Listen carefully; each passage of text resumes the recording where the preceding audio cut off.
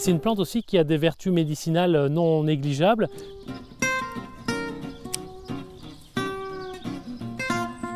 C'est une plante vivace originaire de Méditerranée qu'on apprécie en cuisine parce qu'il accompagne toutes sortes de grillades, de viande.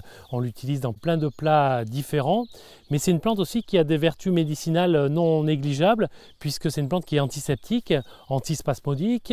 Alors le romarin s'utilise soit en infusion, soit en décoction, soit éventuellement aussi en huile essentielle. Autrefois, on l'utilisait beaucoup pour soigner les migraines et puis aussi pour la concentration. On utilisait le romarin dont on faisait des couronnes, dont on sornait la tête et c'était censé stimuler la mémoire. C'est une plante qui pousse dans des sols plutôt pauvres, plutôt secs. C'est une plante qui résiste très bien au sec d'ailleurs et en plein soleil, pas très compliquée à cultiver. Elle demande très peu d'arrosage, donc c'est vraiment une plante facile à cultiver quand on a des terrains pauvres. Le romarin se décline en plein de variétés différentes. On peut trouver des romarins plutôt érigés, plutôt dressés.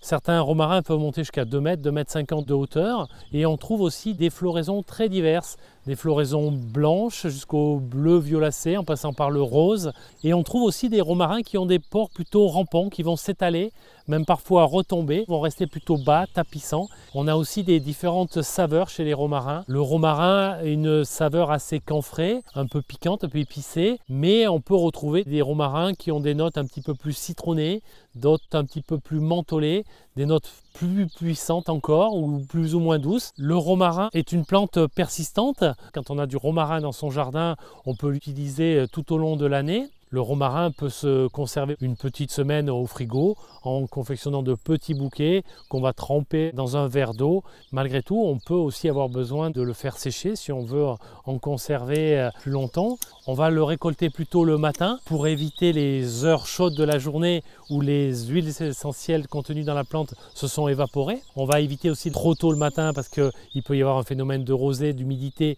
qui n'est pas bon quand on veut faire sécher son romarin. Quand on récolte le romarin, on le taille jamais très court, jamais plus du tiers de sa hauteur, mais on peut prélever des belles branches de 30-40 cm. On va les faire sécher sur des cagettes ou des clés qu'on va entreposer dans un local aéré, chaud et ombragé, un grenier convient très bien. Le romarin sèche en 1 mois à peu près. De temps en temps, si les plantes sont dans des cagettes ou des clés, on va remuer les tiges de romarin.